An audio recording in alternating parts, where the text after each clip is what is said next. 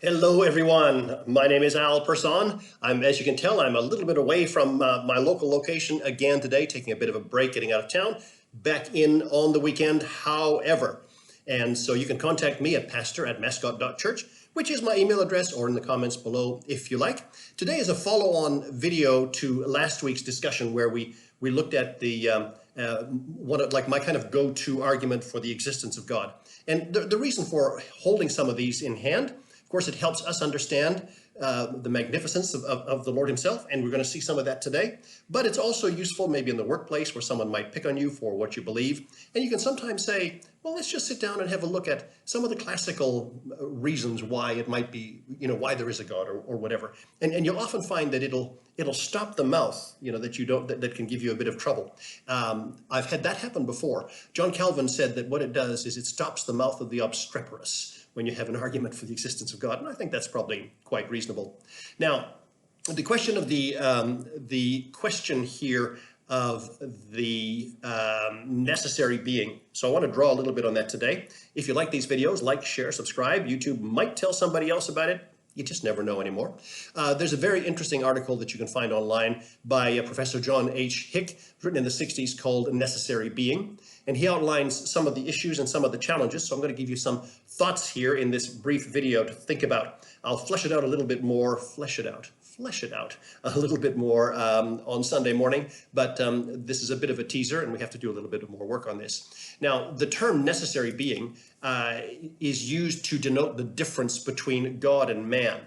So when we talk about the existence of God, the created order and the creator exist in different senses of the word exist. So even that is even that's something we have to be careful of. But in common discussion, that's not probably too much of a challenge.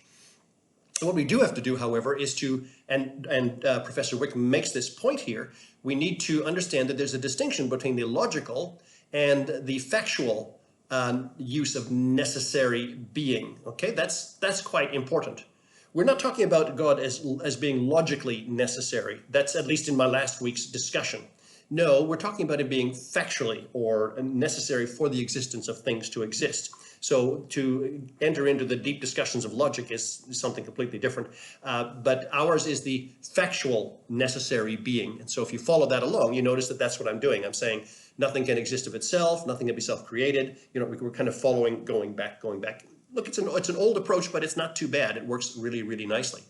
So there are some conclusions now to be drawn about the necessary being. And it's good for us now to take kind of a step back and to think a little bit about some of the implications of God being that being, okay? And again, we trip over language all the time. God is incorruptible and indestructible without beginning or end, okay? So God is incorruptible and indestructible without beginning or end. So that's really what we're talking about when we're talking about the necessary being. He can't be subject to time because time is part of the created order. Okay, so further on, and Professor Hick makes this point, God exists in total non-dependence. He alone exists absolutely as sheer, unconditional, self-existent being. Now, this is a very loaded phrase, but it really gets to the conclusion that I wanted to talk about last week. You notice that I get to that necessary being when I do this topic, and it's like I kind of slam up against it. It's like, no, I need to do a little bit more about this. I need to be able to dig a little bit better at this and help my audience along those lines. So let's go over this quote again from Dr. Hick. I think it's Professor Hick. God exists in total non-dependence. So remember from last week's discussion, God is not dependent on anything else. So he exists in total non-dependence. So there's no element of God that depends on anything in his created order. Now that can be a little bit hard to stomach and a little bit hard to get your head around, but as a necessary being, this has to be the case. Okay, so he alone exists absolutely as sheer, unconditioned, self-existent being. So the old theologians said that God possessed aseity. He existed ase, that is, in and of himself. And as good as that word is, it is really limited. And it really has a very limited use even in this, because you still have the word exist here. You still have this sense of something that had the potential to have begun. It's like, right? So so that's why we have to flesh these things out a little bit and try to get our head around some more elements, or some more, I don't even want to use the word elements, some more qualities of God as we understand him. Okay? So follow on here, and he makes this point that God can neither be destroyed from without nor suffer dissolution from within. That's another really interesting point, and this also helps us to define the necessary being as qualities of the necessary being. He cannot be destroyed from without, okay? So he cannot cease to exist. Nor can some quality in him fail and cause him then to cease to exist from within. So you're very familiar with both of those, aren't you?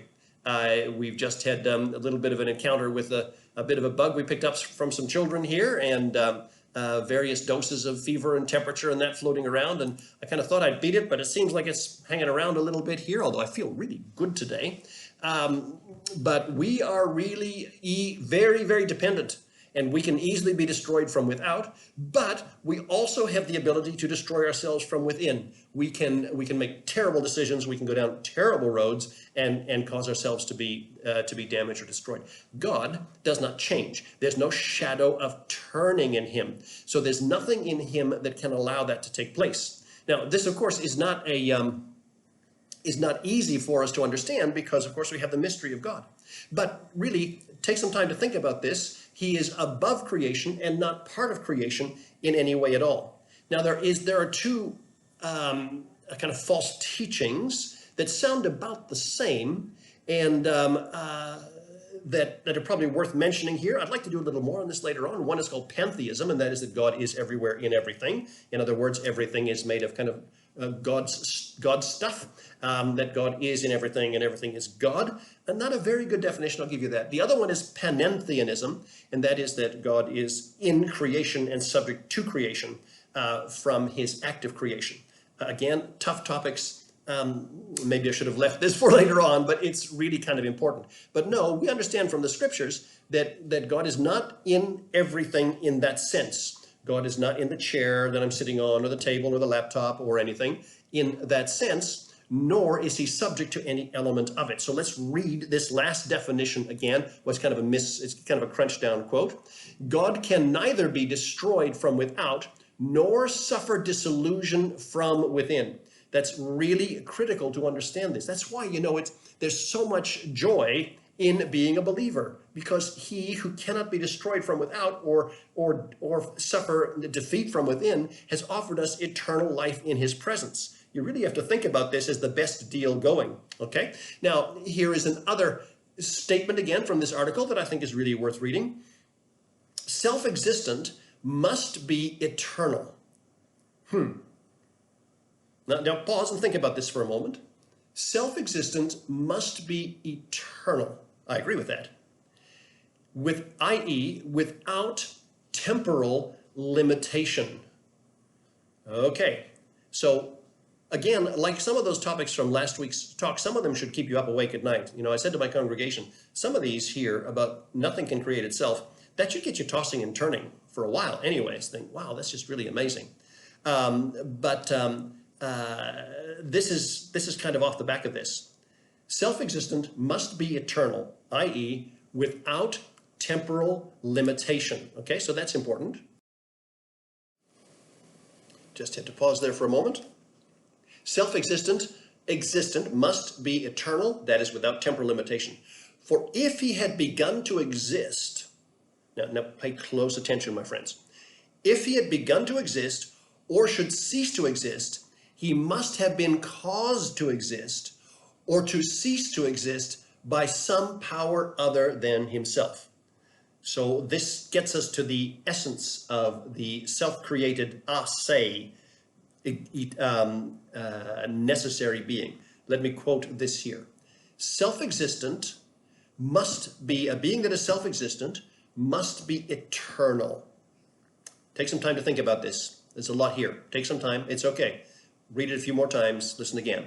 Self-existent must be eternal, i.e., without temporal limitation. That is, without being limited by time in any way at all.